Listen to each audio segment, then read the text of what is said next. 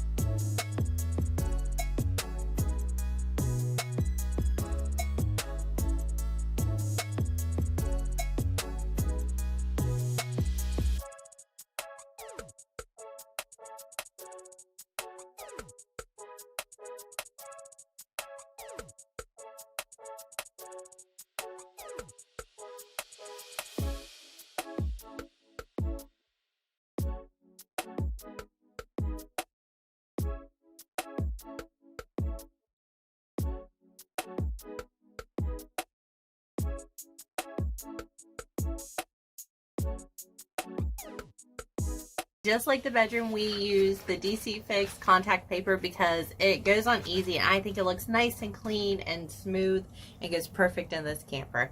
I love this stuff. I think even like for remodels in the house, I would use this stuff too.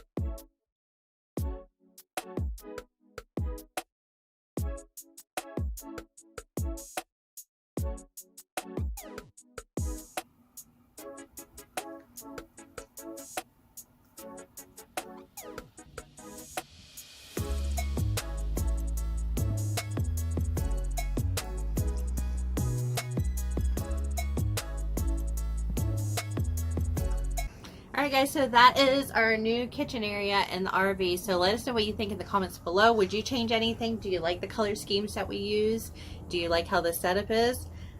We did a lot of painting, and we added a few things, and I think it made a big difference. Especially for the money too. Yeah, it was really cheap to do this. Like I said, the most expensive thing was the stick-on tiles, which was about $100. And we got a new faucet, but we had that faucet a while ago. We got it on Black Friday a couple of years ago. So you can find them online. You can find them on Facebook Marketplace, used everywhere. So that's not a real big expense. I think the biggest thing too is painting. Painting is the most time-consuming thing. I think we spent the most on paint. Tedious.